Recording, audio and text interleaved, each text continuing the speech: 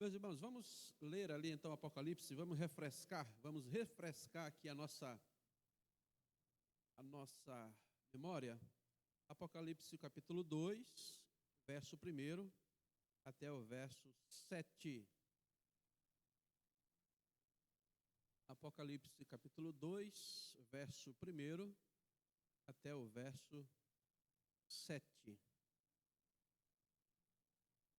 Diz assim a palavra do nosso bom Senhor: ao anjo da igreja em Éfeso escreva: estas são as palavras daquele que tem as 7 estrelas em sua mão direita e anda entre os 7 candelabros de ouro. Conheço as suas obras, o seu trabalho árduo e a sua perseverança. Sei que você não pode tolerar homens maus, que pôs à prova os que dizem ser apóstolos, mas não são, e descobriu que eles eram impostores. Você tem perseverado e suportado sofrimentos por causa do meu nome, e não tem desfalecido. Contra você, porém, tenho isto: você abandonou o seu primeiro amor.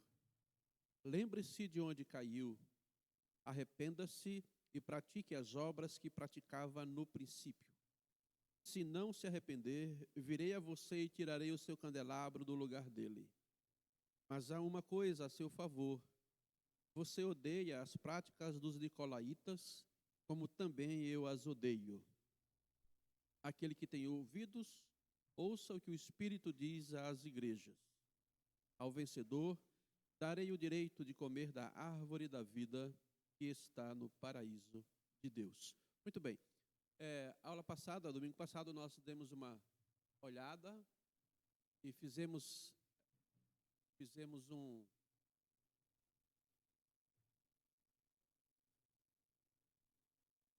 Acho que tem que dar um acesso aí para mim aí, porque não... Isso, nós olhamos ali um pouco da história de Éfeso, só relembrando aqui. Éfeso era o porto mais importante da Ásia, era uma cidade livre, não foi conquistada por Roma, pelo Império Romano, foi dado de presente, era um centro de culto religioso, especialmente dos imperadores, da deusa grega, da deusa Roma, e também de Ártemis, que é onde tem aquele entreveiro com Paulo, né, em Atos, né? Ficam lá um longo tempo lá, discutindo, vai para o teatro, aquele teatro que eu mostrei, que a gente viu no vídeo, que tinha lugar para 23 mil pessoas. E lá eles ficam discutindo e a multidão, então, 2 horas fica gritando: grande é a Diana dos Efésios. Depois nós olhamos um pouco sobre a história da igreja, a viagem de Paulo, a sua segunda viagem, depois a terceira viagem. Paulo fica 3 anos lá, e lá então ele pôde ensinar e fortalecer a igreja. Timóteo foi o primeiro bispo de Éfeso, e João depois, posteriormente, chegou a ser a figura mais destacada da igreja. Depois, mais ou menos 50 anos de fundação, Jesus manda então este recado para a igreja.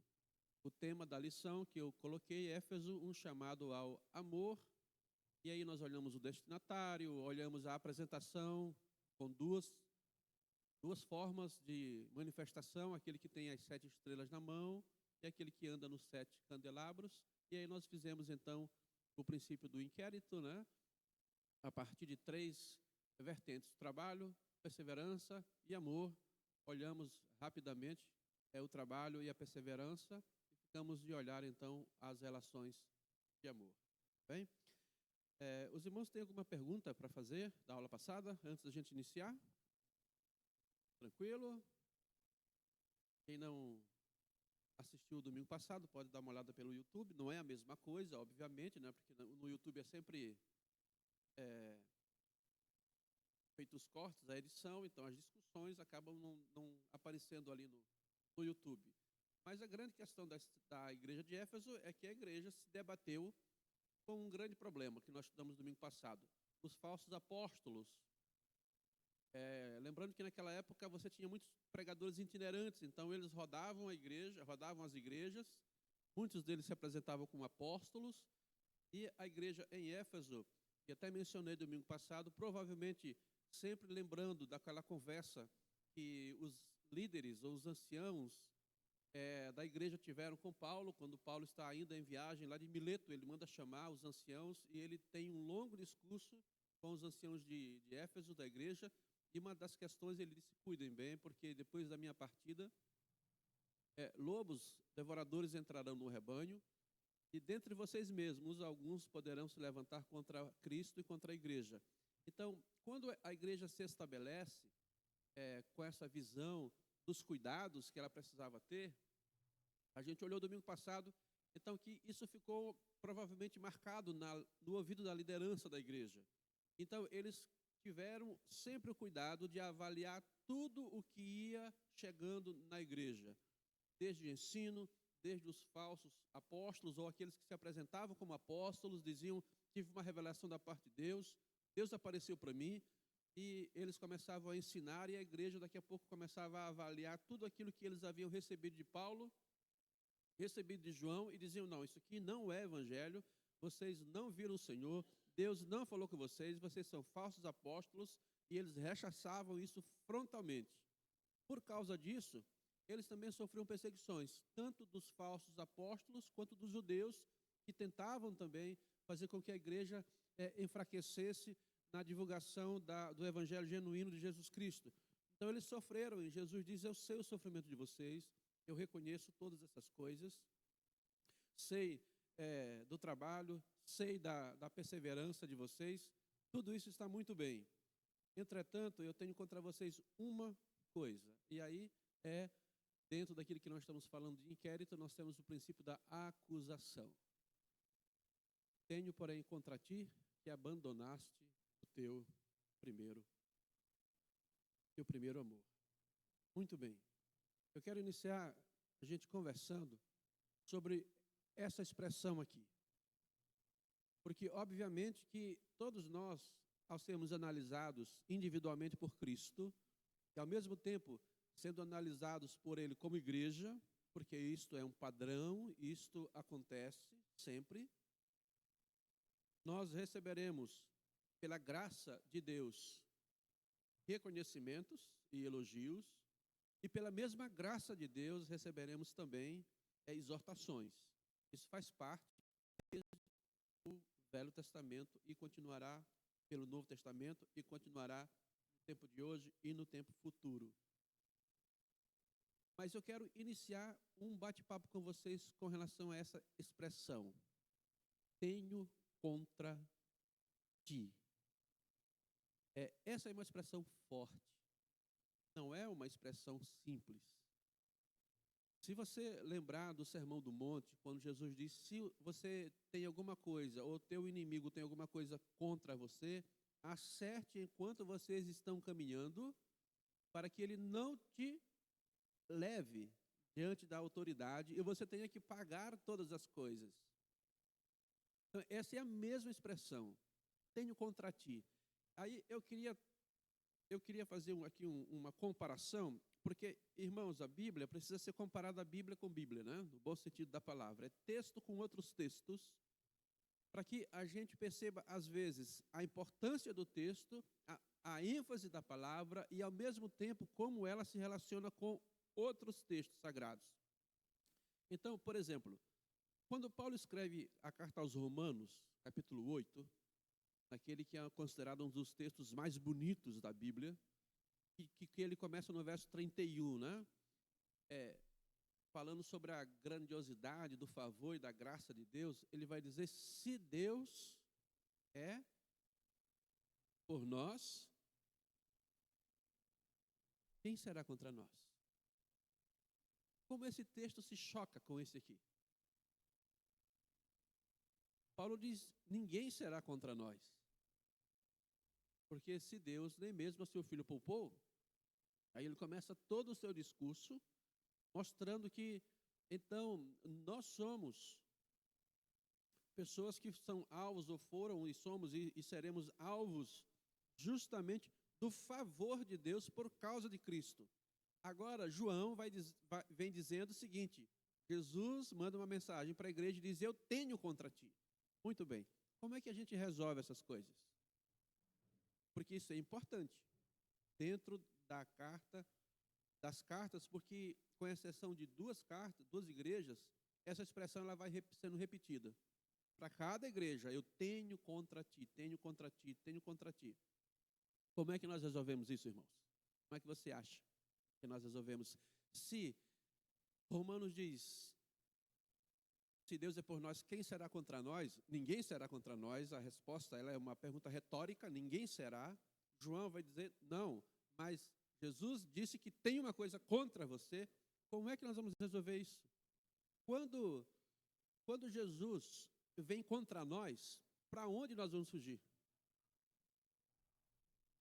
Porque se ele é o nosso advogado, e ele, por alguma razão, vem contra nós, como acusador, para onde vamos fugir? Agora eu aguardo que vocês me ajudem a resolver o problema. Porque isso vai acontecer nas igrejas. Quando eu estou explicando esse ponto, quando eu chegar nas outras igrejas, eu já não vou mais explicar, tá? Porque já está explicado aqui. O que os irmãos acham? O que vocês acham? Ok. O discurso é bonito. Eu tenho meu voto. Só tem um problema aqui. Né? Qual é o problema? Jesus aqui no capítulo 1, ele aparece como um juiz. E não é um discurso explicativo, né? Porque logo em seguida ele vai apontar dois caminhos. Ou vocês se arrependem, ou eu venho e removo o candelabro de vocês. Então não é uma explicação, é uma acusação de fato e que vai gerar sempre duas possibilidades, ou o caminho do arrependimento, ou o caminho do juízo direto. Então, me permita discordar, porque ele vai dizer, senão eu virei contra ti. A gente vai, com a graça de Deus, vai chegar lá, né? Lá no verso 5. Lembre-se de onde caiu, arrepende-se e pratique as obras que praticava no princípio. Se não se arrepender, virei a você e tirarei o seu candelabro do lugar.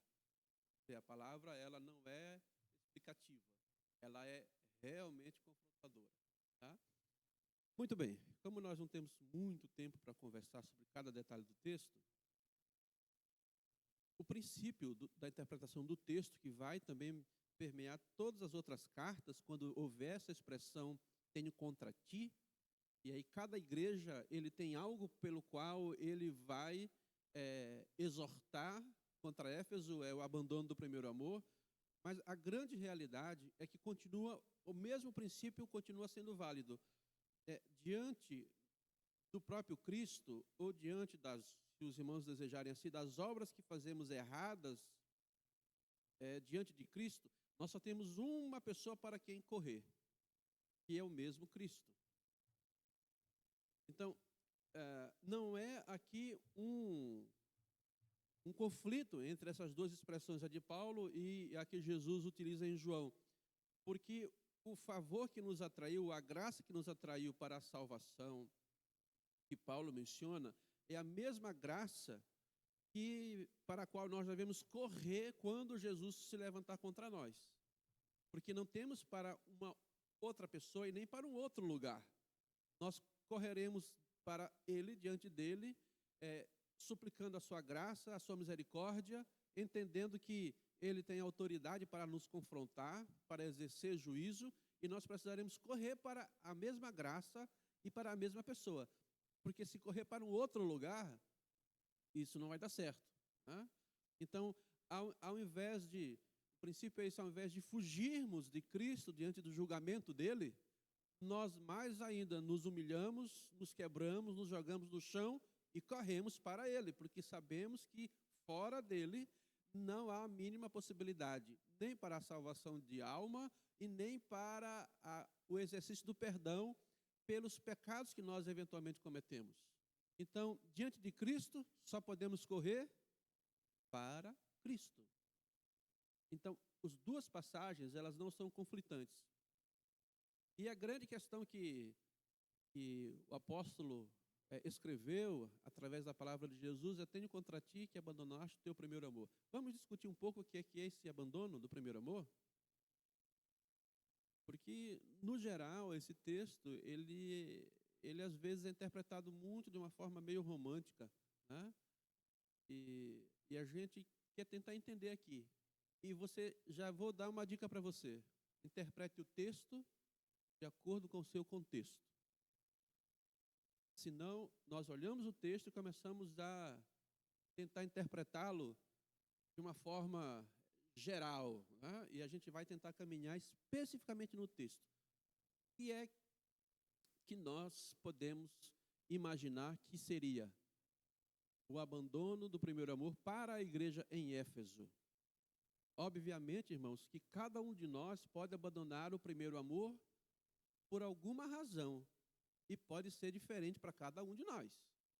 Uma igreja pode abandonar o seu primeiro amor por uma razão X, outra por uma razão Y. Nós estamos olhando aqui focados na igreja em Éfeso. O que nós podemos imaginar? Os irmãos querem me ajudar? A que é que Jesus estava se referindo? O que significa esta perda do primeiro amor? Que amor foi esse que a igreja perdeu? Não. Tomou, papuda. Como a gente diz aí, tomou, ela me incomoda, agora eu vou incomodar ela. Não pode não. Vai, querido, vai. Muito bem. Obrigado pela ajuda. Nós podemos interpretar esse texto de três formas. Primeiro, que é o mais clássico, é o que todo mundo praticamente caminha quando vai interpretar esse texto, que é caminhar juntamente com o texto de Jeremias, capítulo 2, o verso 2, quando Deus fala à nação, ao povo de Israel, e diz: lembro da afeição da tua mocidade, quando tu eras jovem e tu me seguias em fidelidade. Né? Então, a ideia de Jeremias traz aquele conceito do romance, que a gente chama aqui da primeira paixão, né? E quando você se apaixona, tudo vira colorido, né? Você deixa de almoçar, deixa de jantar, ainda mais se a pessoa amada não dá muita bola, aí não dorme, aí é 24 horas pensando no ser amado, na pessoa, no homem, na mulher, e depois namora, né? Depois noiva, casa, e depois dependendo, depois de 3 anos, né? Aí já começa aquele parangolé dentro de casa, né? Aí, passa 10 anos, 15 anos, aí não dá mais a mãozinha, não dá mais um cheirinho, não dá mais um beijinho, não dá mais nada. Aí a mulher vai para o pastor e diz assim: pastor, ele não me ama mais. E ele vai para o pastor e diz assim: ela não me ama mais, né? Então, que saudade daquele tempo que a gente andava de mãos dadas no meio da rua, era abraçadinho um do lado do outro, né? Era sempre cheirinho para cá, cheirinho para lá, né? Perdeu, acabou, isso não tem mais. De forma geral, esse texto ele é muito interpretado com essa visão, que é uma visão mais romântica. A gente poderia dizer dessa forma, né? Ou a gente poderia dizer, perdeu o primeiro entusiasmo. Né? Lembra? Hoje, uma das coisas que a gente mais ouve falar quando se fala sobre isso, do primeiro amor, é que perdeu o fogo que tinha quando se converteu. Não é isso que a gente mais fala quando interpreta esse texto? Porque a gente sempre vai vê-lo inicialmente com essa visão, dizendo que aquilo que foi novidade, que nos atraiu para Jesus, hoje já não faz tanta importância.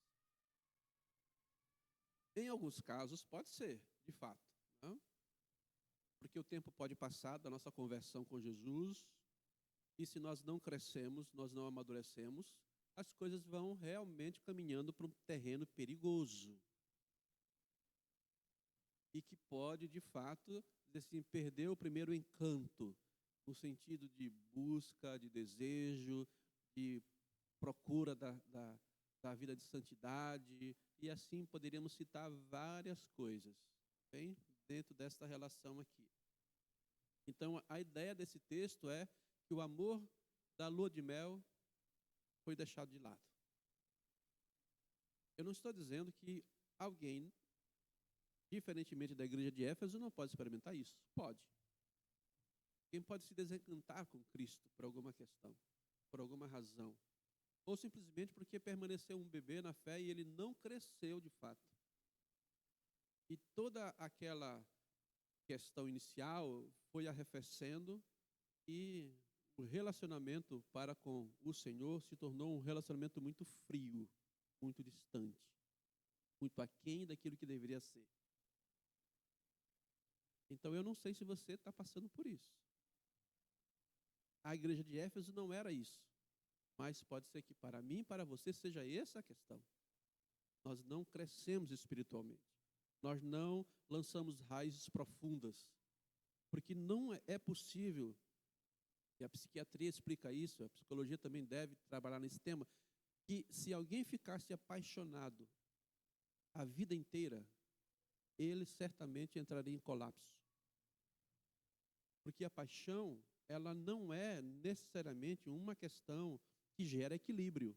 Pelo contrário, naquilo que eu já li, né, de psicologia, as cadeiras que fiz também um pouco, a paixão, ela tira a pessoa do seu centro, tal modo que as coisas que são importantes acabam ficando deixadas para trás. E o indivíduo só suporta aquilo durante um tempo. Dali para frente já não é mais paixão, já é doença, já é amor platônico, já é obsessão, já é o que você quiser. Então, naturalmente, esse processo de paixão, e aqui vamos pensar sobre isso, ele deve evoluir para aquilo que é sólido e permanente, que é o que nós chamamos de amor. Então, a paixão é a porta de entrada, que pode ser transformada num sentimento efetivo, duradouro, crescente. Bem, meus irmãos, se você discordar, pode discordar bem tranquilamente, não tem problema nenhum. Tem psicólogo aqui, né? Ela está só se rindo toda ali, daqui a pouco ela me joga uma cadeira, mas vai bem, não tem problema nenhum.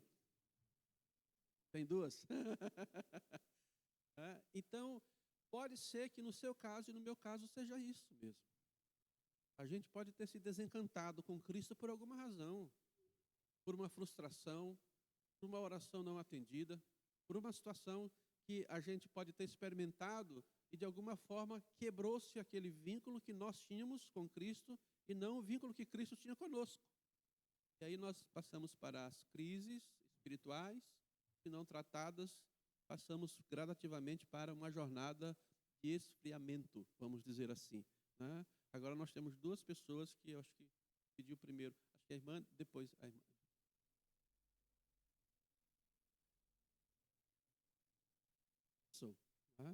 Obrigado, querida. Mais alguém quer comentar alguma coisa? Se não, vamos andando aqui, tá? Uma outra possível interpretação para isso, para essa expressão, lembre-se, eu não estou dizendo que isso não pode se tornar real para nós, nesse ponto, mas não é o texto, tá? Estamos interpretando a igreja de Éfeso. Uma das coisas mais importantes da igreja primitiva era a celebração da ceia, né? Que era a ceia chamada ceia do amor, e era também o conceito de que a ceia do amor manifestava o cuidado para com o próximo, para aqueles que não tinham condições financeiras de poder também serem supridos. Por isso que Paulo, quando escreve aos Coríntios, também reclama disso, né? Vocês se juntam e vocês, quando estão na ceia, vocês não cuidam mais nem de Cristo e nem dos necessitados. Vocês comem tudo, bebem tudo, quando alguém não tem nada, chega lá, tem só o ossinho, né? Tem só a sobra. E aí, Paulo diz, o que é que eu posso louvar vocês nisso? Não posso louvar nada. Então, um outro princípio que pode significar é justamente isso. A igreja, porque ela se dedicou tanto a analisar os falsos profetas, os falsos apóstolos, fez da doutrina a sua vida, e fez da doutrina a sua motivação maior, ela começou a esquecer o que estava também por trás das consequências da doutrina do próprio Jesus Cristo. Por isso, a assistência aos desfavorecidos, a igreja, que no início fazia, deixou de fazer. Pode ser uma outra possibilidade, tá? E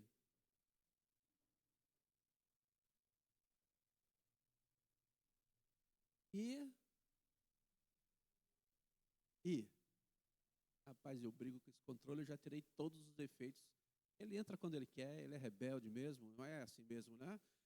E o terceiro significado, que eu acredito que é, de fato, a melhor interpretação do texto, é que eles abandonaram a essência do amor primitivo, não associado à questão da ceia, como é que a igreja de Atos dos Apóstolos é, era conhecida?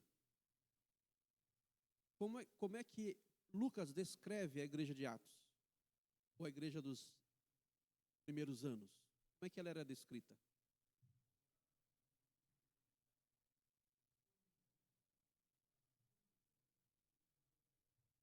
Você percebe? E a igreja crescia porque ela também tinha o que da parte das pessoas? Simpatia.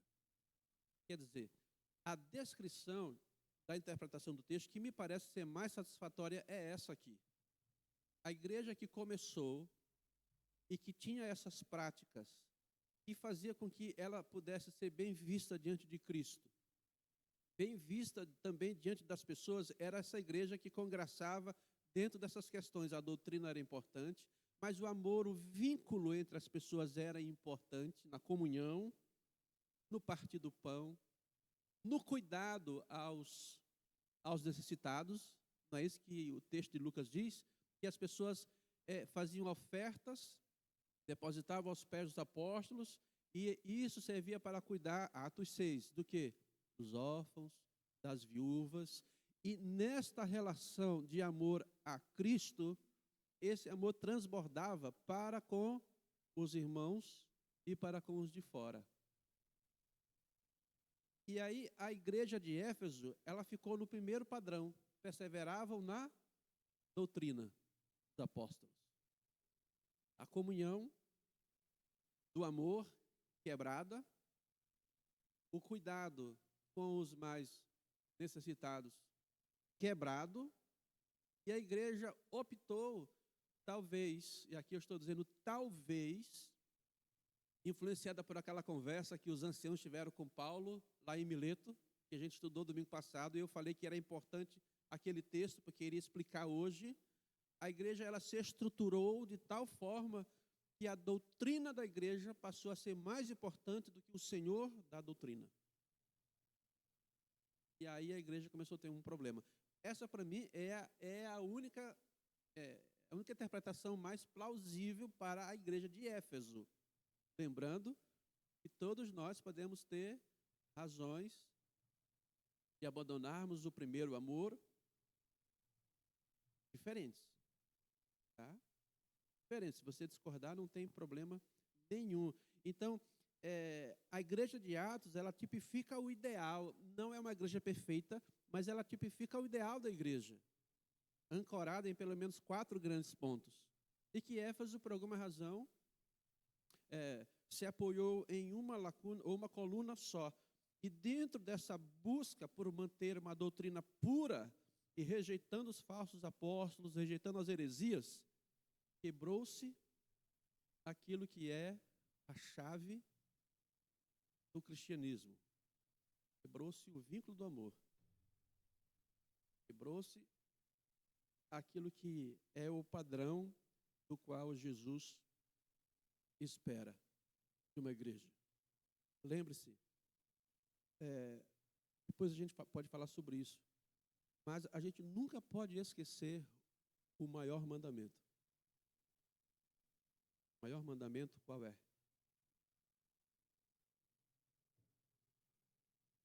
Qual é o segundo mandamento? Quando essas duas coisas elas se quebram, a gente perde o foco de tudo. Seja a doutrina, seja a história da igreja, não importa. Tem essas duas questões que a igreja de Éfeso perdeu, então ela se desvinculou do seu amor inicial. Essa, para mim, é a melhor interpretação. Então, o seu trabalho era importante, mas era um trabalho desprovido da razão maior. Era o amor ao seu Senhor e o amor ao seu próximo. Proteger a igreja de doutrina falsa é muito importante, mas não se faz isso sem amor. Se fizer isso sem amor, é só uma porta para um zelo legalista.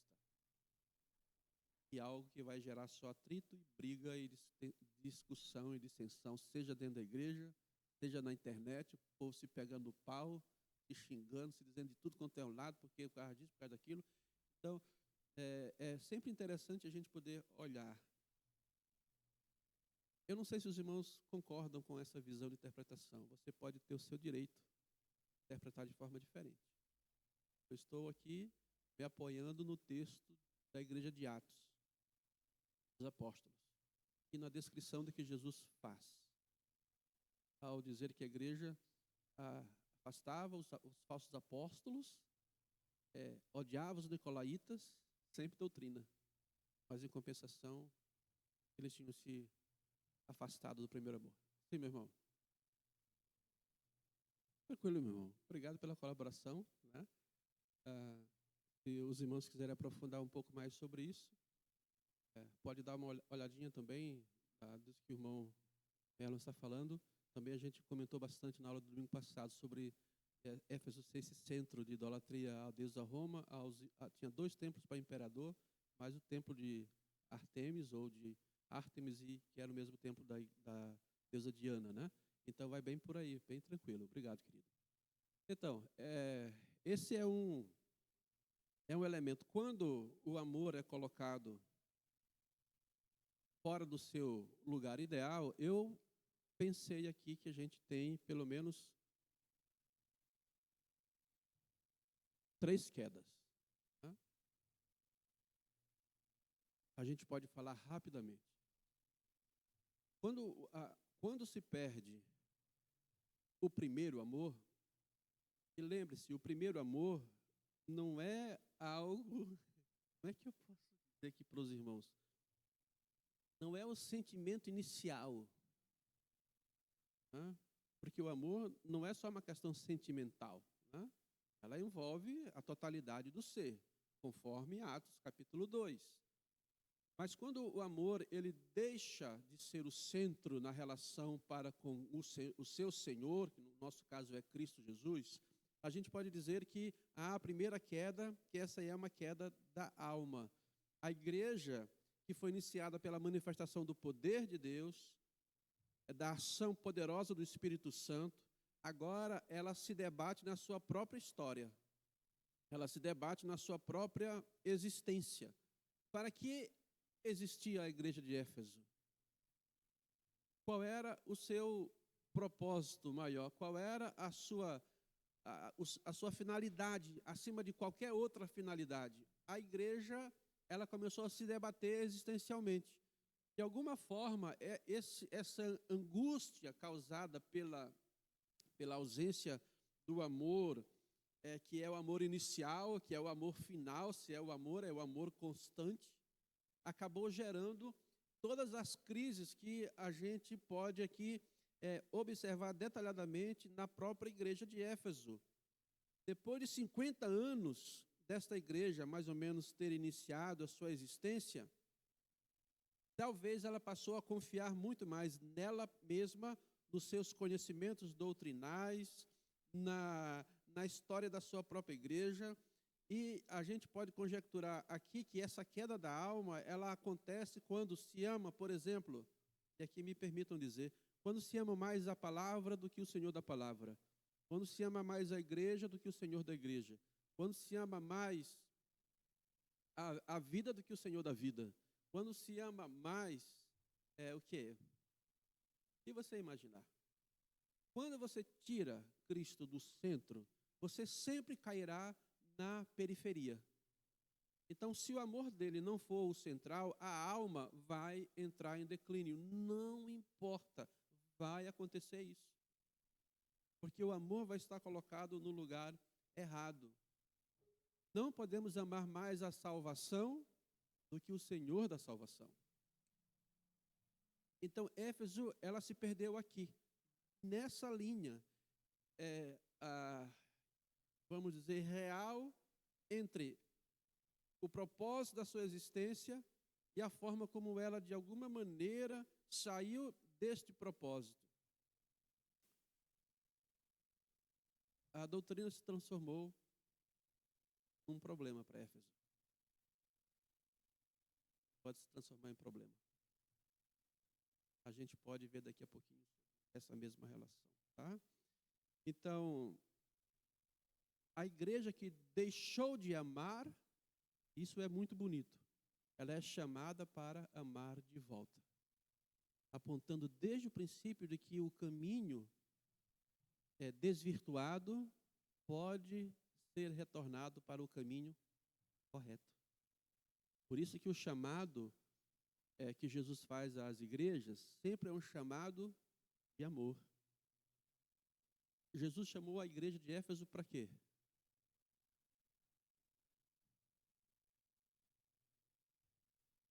O arrependimento é um meio para se chegar a algum lugar. A igreja de Éfeso foi chamada por Jesus para quê? Para amá-lo.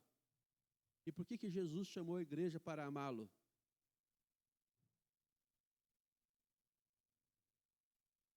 Porque ele foi. Porque ele ama a igreja. Não só de Éfeso, mas qualquer outra igreja. E esse é um chamamento que vem desde lá o Jardim do Éden, irmãos. A história da igreja é só uma decorrência da história do Jardim do Éden. Quando Adão quebra o seu vínculo moral de amor para com o seu Deus, Deus passou a chamar o homem e a mulher desde aquela época para voltar para ele. Então, quando a gente olha inicialmente essa figura de um juiz que vai vir contra a igreja, esta visão ela precisa ser séria, porque se Jesus vier contra você, contra mim, é algo sério. Mas, ao mesmo tempo, a gente sabe que ele está vindo contra, porque nos ama. E o seu chamado será para que nós, então, o amemos, porque se voltarmos a amá-lo como ele merece, as coisas voltam para o seu devido lugar. A outra queda da alma, a primeira é a queda da alma, a segunda é a queda no legalismo, que acredito que essa aqui também é uma grande lição para a nossa vida. Todo o zelo que a igreja tinha em avaliar todas as coisas se transformou para ela numa ponte de perigo. Eu não estou dizendo que não devemos ser zelosos. Não estou dizendo que nós não devemos ser criteriosos. Nós olhamos isso domingo passado, quando olhamos a perseverança da igreja em combater os falsos apóstolos, nós apoiamos esse texto em outros textos, como, por exemplo, o apóstolo Paulo, quando fala um profeta, o que os outros profetas devem fazer? Julgar o profeta, para ver se aquilo que ele está dizendo é de fato verdade ou não. Então, quando Paulo fala à igreja de Corinto, para organizar a bagunça que era a igreja de Corinto, ele diz, quando um profeta falar, fala em um ou dois, e os demais julguem o profeta e vejam se aquilo está certo. Paulo escreve e vai dizer, examine todas as coisas. A igreja de Bereia examinava todas as coisas. Só que Éfeso pegou um caminho que a conduziu para o legalismo. De tal forma que a doutrina passou a ser mais importante do que as relações. Então você imagina uma igreja que conseguia se manter com uma doutrina saudável, provavelmente à base de conflitos internos e externos, e que talvez faltou amor, compaixão, até para com aqueles que, de alguma forma, estavam sendo influenciados de modo errado. Então, parece que a igreja virou, literalmente, um lugar para se discutir quem estava certo e quem estava errado. E aí arrebentou-se aquilo que a igreja, em Atos 2, tinha também como uma coluna, que era a relação de comunhão, a relação de amor. Então, o legalismo, a gente podia ficar citando aqui muito texto, irmãos. Esse foi o problema dos fariseus, né? Os fariseus amaram tanto a lei que esqueceram o Senhor da lei. A gente pode defender tanto a Bíblia que acaba se esquecendo o Deus da Bíblia. Então a gente precisa cuidar disso. Não concordar com os erros, mas se for possível, manter os vínculos afetivos pelos quais nós defendemos a palavra de Deus. Só há uma razão pela qual nós podemos ser zelosos pela palavra e pelo ensino: o amor a Deus. Se não for isso, é só discussão, é só provar quem está certo, quem sabe mais, e assim por diante. Então, o zelo em excesso, ele pode se transformar num farisaísmo rapidamente. Transformado num farisaísmo, já foi. O foco já se perdeu, já foi-se embora. E a queda relacional, que aí sim, retirou-se a essência do que era importante. A relação passou a ser completamente fraturada. E isso aqui, meus irmãos, é tão importante porque, por exemplo, olha, vamos usar uma expressão que normalmente é muito utilizada. As pessoas dizem assim, fulano caiu, né? Caiu, né? Mas fulano caiu, o irmão caiu, a irmã caiu. Observe, é um detalhe muito precioso desse texto. Sobre a igreja de Éfeso, tem acusação de pornografia?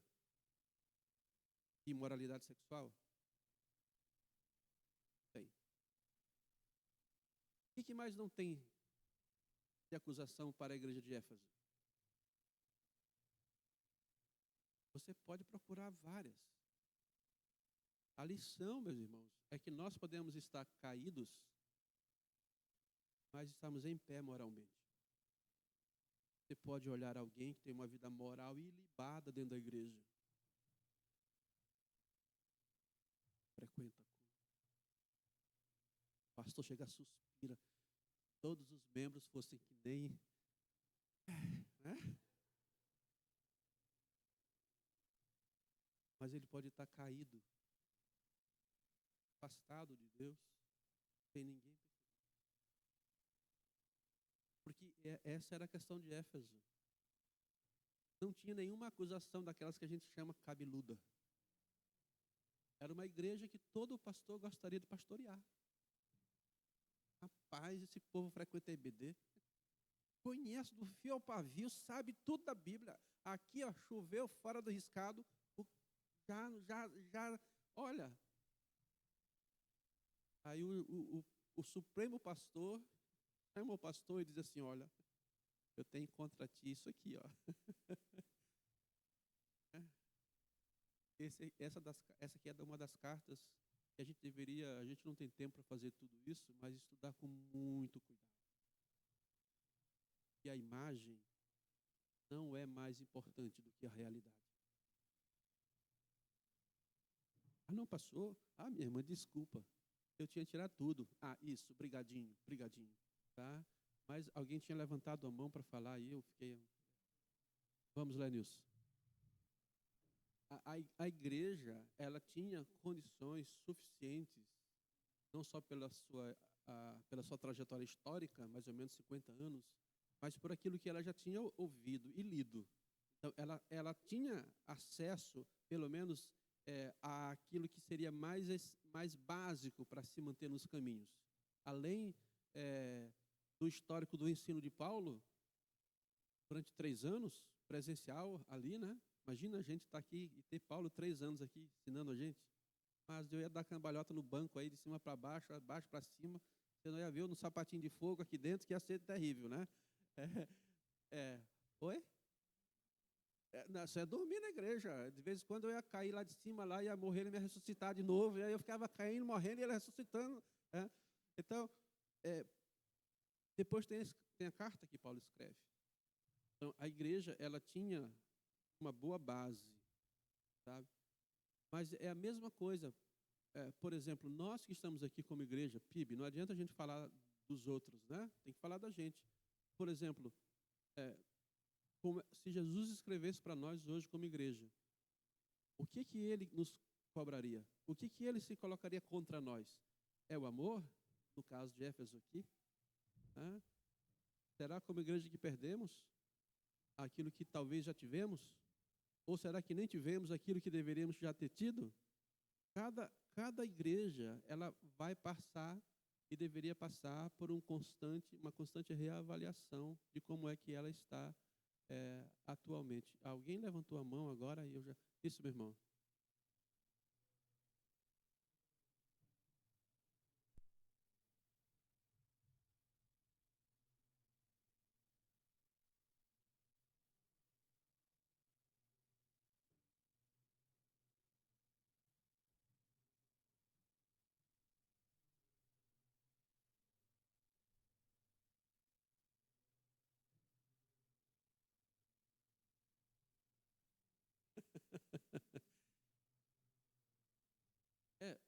não há igreja perfeita. Né? Essa é uma grande realidade, e não é demérito para nós como igreja, não é demérito para você e para mim, se Jesus tiver alguma coisa contra mim. Irmãos, ele tem. A gente é que acha que não. Né? A gente sempre acha que ele tem alguma coisa contra o meu irmão, contra o outro, especialmente aquele que eu não gosto. Né? Ele tem contra a igreja fulano de tal, placa tal, placa tal. Ele sempre tem alguma coisa contra. E aí, dependendo daquilo que ele tem contra, ele reage de uma forma diferente. Né? Então, eu acredito que aquele que ama a Cristo, que tem uma relação certa, correta com Cristo, mesmo assim, ele, nessa periferia, ele terá ou fará coisas que não agradam a Cristo. Mas Jesus conhece a essência da vida da pessoa. Aqui é graça, que não espera a perfeição nossa, mas que espera que a gente esteja no lugar certo, com a motivação certa, com a essência certa, que é o amor a Ele. Então, alguém pode amá-lo e ter certamente algumas dificuldades na sua vida. Ele olhará de uma forma diferente. Como olhará de forma diferente para aquele que não tem a relação de amor que ele espera que exista. Ele olhará de uma forma diferente. Diferente. Eu não sei se vocês entenderam, pegaram a minha linha de pensamento. Tá? Ele não vai exigir da gente 100% santidade, porque sabe que não temos. A sua avaliação e o contra mim dependerá se eu estiver com a minha relação centrada no amor a Ele acima de todas as coisas. Ele poderá ser muito mais gracioso. Agora, se eu estiver no lugar errado, contra mim virá aquele que tem os olhos como chama de fogo, pés polido de bronze, espada de 2 gumes, virá a mão dele. E a gente sempre tem que lembrar, virá porque ele ama. Porque ele sempre amou a você, a mim, e sempre desejará que nós respondamos àquilo que é a essência da vida cristã, que é o amor. Nós só poderemos amá-lo porque primeiro ele nos amou. Ninguém amará a Deus primeiro do que o próprio Deus a amará.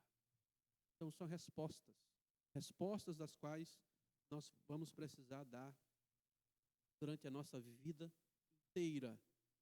Então, algumas questões que talvez nos ajudarão.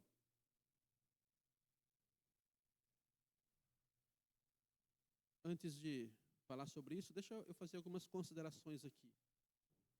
Eu acredito que a igreja de Éfeso não havia abandonado o primeiro amor como um ato de rejeição frontal. A partir de hoje não vamos mais amar a Jesus.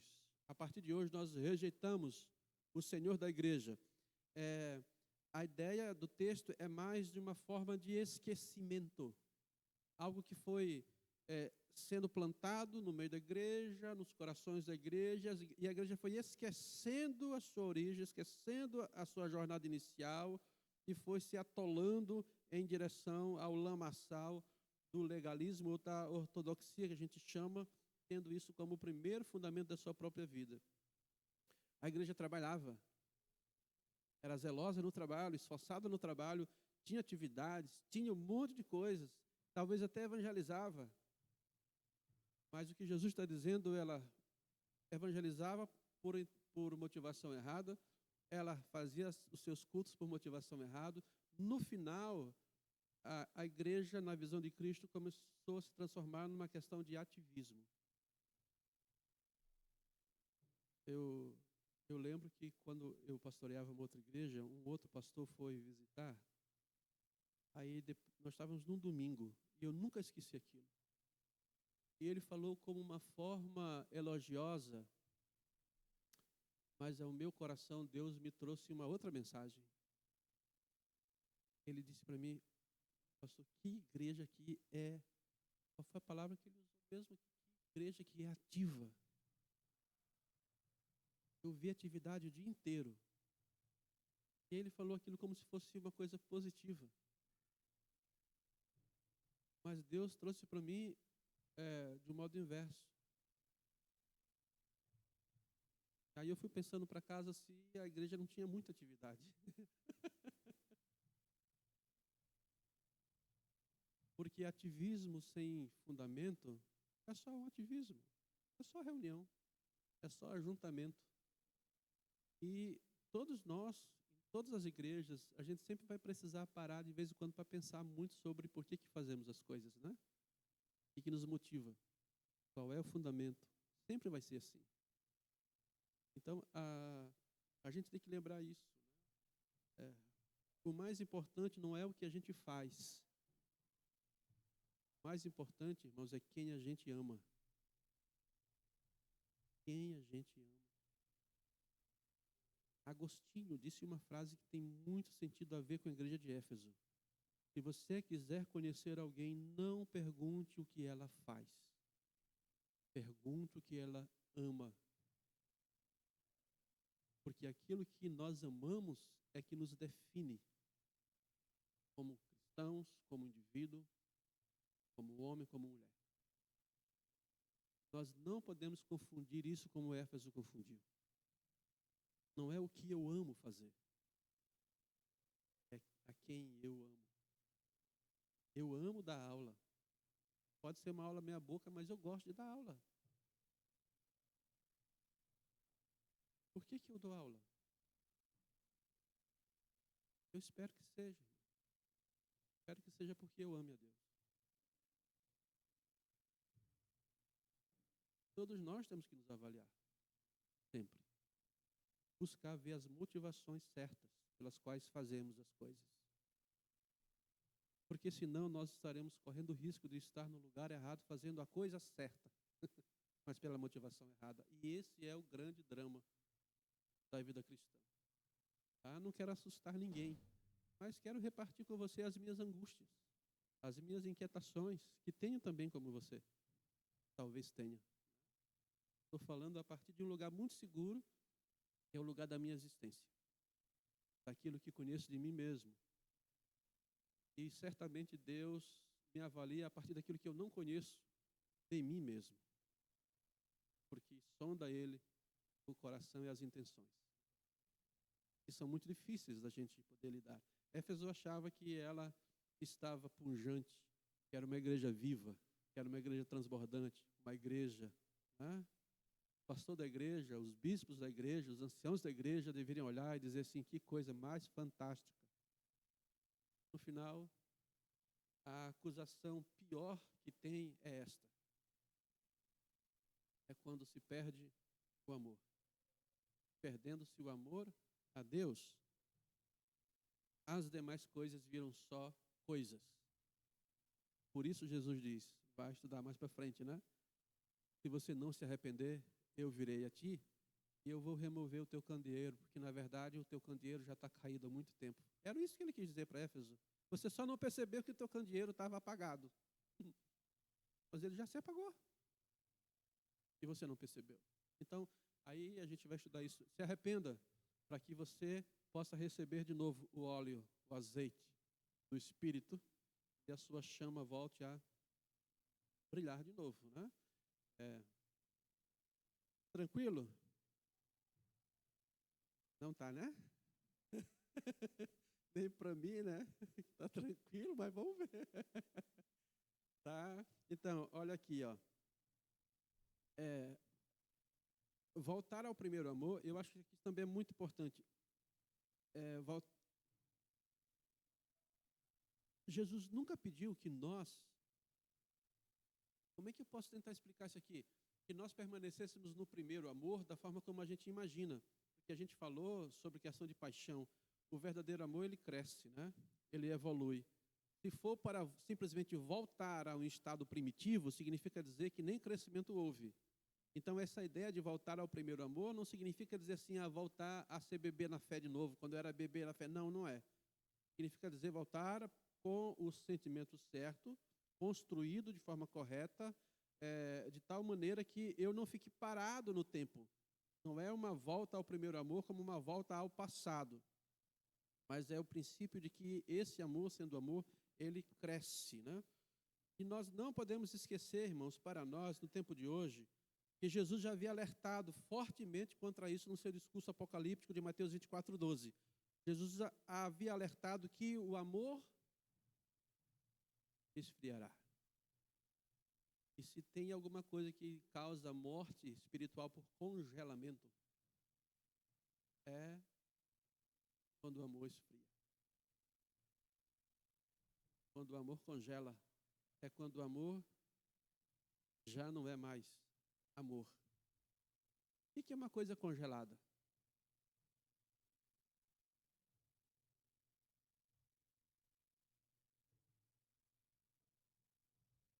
A ideia é essa. O amor congelará de tal forma que ele deixará de ser algo que o amor da Bíblia sempre é o amor de ação. Aqui a gente tem a visão do amor sempre como algo muito romântico, né? O amor não é só romântico, o amor é brutal. Agora você se assustou, né? O amor é violento. Agora vou me correr aqui, vou dizer que sou falso profeta, falso apóstolo. A igreja de Éfeso aqui me julgando. Tá? Por que eu estou dizendo isso? Porque o amor de Deus por nós foi brutal. Eu estou usando a palavra certa, não com o espírito ruim, né? O amor violento no sentido de bater, de espancar, não. O amor de Deus por nós foi tão brutal que em Cristo ele sangrou por nós. Então o amor na Bíblia nunca foi sentimento. Sempre foi casado com ação. Deus amou o mundo e deu. Não existe amor congelado. Era isso que Jesus estava dizendo para a igreja de Éfeso.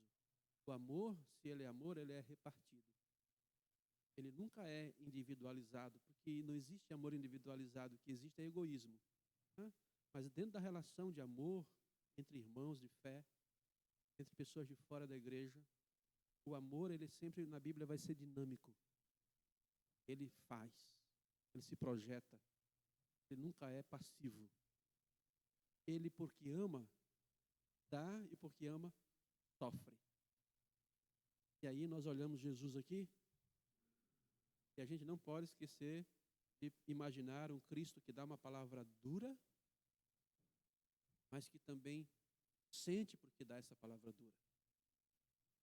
Mas sabe que precisa dar, que precisa confrontar. Bom, perguntas. A Nilson está empolgado hoje, achei que ele está cagota, como diz lá no Nordeste. Vai lá, meu gurizinho. Vai lá, meu irmão.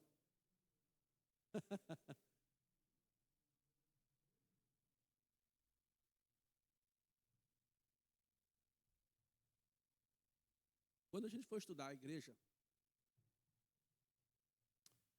aí, a gente vai olhar lá, tem uma expressão muito interessante, eu já dei tanta risada do pessoal tentando interpretar aquele texto lá, dizer assim, porque não és quente nem frio, és morno, vou te vomitar, já ouvi tanta besteira. A gente vai chegar lá, não vou te responder agora, tá? Senão eu vou entrar no estudo da outra igreja. Mas é bem interessante aquela expressão. E a gente pode discutir isso de uma forma bem tranquila ali, tá? Então nós temos o chamado ao arrependimento. Sim, meu irmão.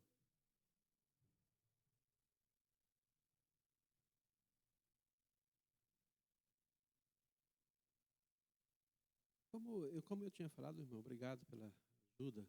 Como eu tinha falado, cada um de nós pode ter uma ou duas razões pelas quais nós podemos deixar de amar a Deus de forma correta.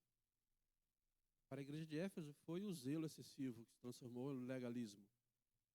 Para nós pode ser uma outra coisa. Pode ser, por exemplo, eu arrumo uma briga com você, não resolvo essa briga. Aí a Bíblia diz, chama isso de raiz de amargura.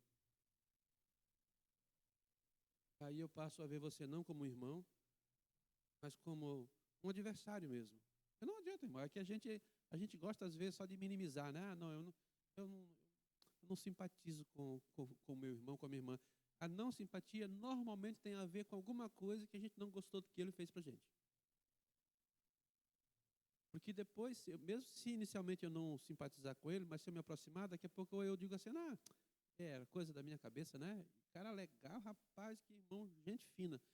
Mas Hebreus menciona, por exemplo, um problema que normalmente a gente não dá muito valor, que são as raízes que são plantadas por nós mesmos dentro da gente. E uma raiz de amargura é um jardim frutífero. Estou dando um exemplo. É um jardim frutífero para Satanás arrebentar a sua vida de amor a Deus. Porque você deixa de ser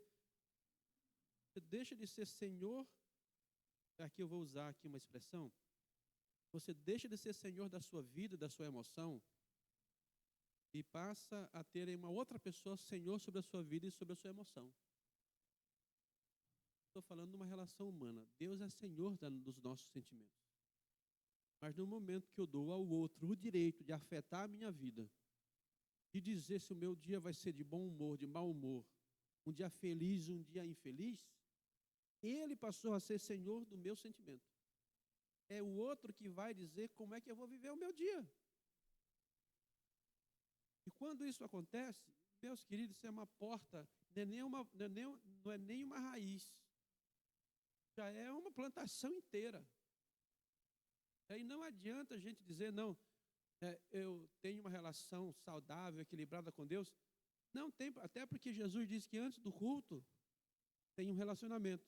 Então, se você tem alguma coisa contra o seu irmão, resolva primeiro, depois você vem me cultuar. Como é que nós podemos, João diz, amar a Deus que nós não vemos e odiar o irmão que nós vemos? Como é que vamos fazer isso? Então, cada pessoa tem na sua particularidade, experiências de coisas que poderão afetar a sua relação com Deus. E podem ser diferentes para cada um da gente. Para um pode ser um relacionamento mal resolvido. Para o outro pode ser, sei lá o quê. A gente só precisa, literalmente, guardar o nosso coração, como diz a palavra do Senhor, porque dele é que procede as fontes da vida. Então, a gente precisa, literalmente, cuidar disso. Então, cada um de nós pode ter um acesso a algo que foi aberto e que está prejudicando a nossa relação de amor para com Deus. Aí a gente precisa ouvir Jesus dizer, Reinaldo, eu tenho contra ti. E você precisa arrumar isso aí. Então, essa é uma relação bem interessante em toda a Escritura Sagrada. Eu nem vou entrar aqui no chamado arrependimento, porque já não vai dar tempo, né? Mas você pode estudar esse texto em casa. São 3 chamamentos: lembrar, arrepender e voltar. Aí, sobre essas coisas, como diz o apóstolo Paulo, conversaremos em uma outra oportunidade. Minha irmã, obrigado.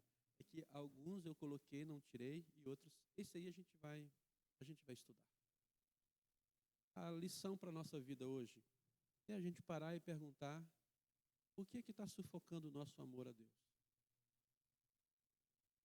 Qual é a erva daninha que estamos alojando individualmente no nosso coração? Se é que isso está acontecendo. Pode ser que não esteja, pode ser que a sua vida esteja realmente extremamente centrada no amor a Deus, e você é capaz de avaliar tudo pelo prisma do amor que você tem pelo seu Senhor. Parabéns, vá em frente, continue em frente. Agora, é preciso que a gente aprenda com o salmista. Sonda-me, ó Deus, e vê se há em mim algum caminho mau, e conduze-me pela vereda certa, pelo caminho certo. Nunca será fácil a gente se avaliar. Nunca será fácil. Normalmente, a gente sempre é muito bondoso conosco, no autoexame. a gente sempre é muito bondoso conosco. Mas é importante a gente, de tempo em tempo, parar diante de Deus e lá no cantinho da oração, dizer: Senhor, sei que tudo tu sabes. Então, quando peço para que tu sonde o meu coração, não é porque tu precisas fazer isso. Eu que preciso. Eu que preciso. Porque tudo tu sabes. Então, quando o salmista diz: sonda-me, ó Deus, conhece o meu coração, não é porque ele achava que Deus não conhecia. É porque ele queria conhecer a si próprio. E esta é uma jornada para nós de muito valor. As nossas orações de tempo em tempo. Pedir a Deus que sonde o nosso coração. Para revelar a nós mesmos se há algum caminho que a gente precisa retomar. Se há algum caminho que tem sido um empecilho, um atrapalho para que a gente ame a Deus como Ele merece. Se houver, então nós vamos aprender com Ele a fazer um caminho de volta. E assim é que Ele espera da gente. Ame o Senhor teu Deus de todo o teu coração, de toda a tua alma, de todo o teu entendimento e de todas as tuas forças. Eu falei uma vez sobre isso aqui. Só comentei e quero voltar a comentar isso. Nós falamos muito do amor de Deus por nós. Falamos muito pouco do amor a Deus. Nos esquecemos que o maior mandamento é este: ame ao Senhor. Se o amarmos, que Deus não espera de nós um amor perfeito. Ele espera de nós o amor. O amor. Um amor não perfeito, mas um amor. Deus abençoe o teu coração e o meu coração. Se porventura nessa manhã você lembrou de alguma coisa que Deus tem contra ti, não pode ser agora, mas você pode. E lembre-se, tem decisões que a gente não pode adiar. Tem coisas que a gente pode adiar. Tem coisas que não podem ser adiáveis. Se tivermos certeza de que Deus tem alguma coisa contra a gente, é melhor a gente chegar em casa e resolver isso com Deus. Resolver com Ele. Bem? Para mim vale a mesma lição. Vamos orar? Nosso Pai, nessa manhã, quando falamos sobre essa expressão tão forte, nós queremos te agradecer por ela. Porque o Senhor só fala assim com aqueles a quem o Senhor ama. E eu quero te agradecer, porque o Senhor nos ama. E tu tens, ó Deus, as inquietações, no bom sentido da palavra, e preocupações que todo pai amoroso tem para com seu filho e a sua filha. Obrigado por isso. Porque isso demonstra que também somos preciosos aos teus olhos. E fomos, ó Senhor, alcançados por um amor tão grande e tão maravilhoso que não temos nem como tentar explicar. Por isso, a nossa oração nessa manhã é que o teu Espírito Santo abra os nossos ouvidos verdadeiramente, nossos ouvidos espirituais, Senhor, para que possamos ouvir a tua voz, a tua palavra, e termos coragem de não só nos deixarmos abraçar pelo teu amor, mas de respondermos ao teu amor de uma forma que verdadeiramente tu esperas de nós, Senhor. Obrigado, porque tu és um Senhor compassivo e misericordioso. Mas obrigado também, porque tu és um Senhor zeloso. Um Senhor que nos confronta, nos exorta e sempre nos chama de volta para ti quando nós precisamos. Obrigado pelo teu amor obstinado por nossa vida. Nessa manhã nós oramos e pedimos que o Senhor nos ensine a te amar como tu mereces, Senhor. Ó Pai, livra-nos das ervas daninhas, das escolhas, dos caminhos que nos afastam de um amor genuíno ao Senhor. Sonda-nos e revela-nos, Senhor, o que está oculto em nós e que está prejudicando, porventura, nosso relacionamento contigo. Livra-nos do orgulho, da soberba, ó Deus, de uma vida ilusória. Livra-nos do ativismo, quando o ativismo for um problema para nós. Livra-nos de tudo aquilo, ó Deus, que se coloca entre o Senhor e nós. Oramos por isso, para que o que fizermos e te oferecermos seja fruto de um amor saudável.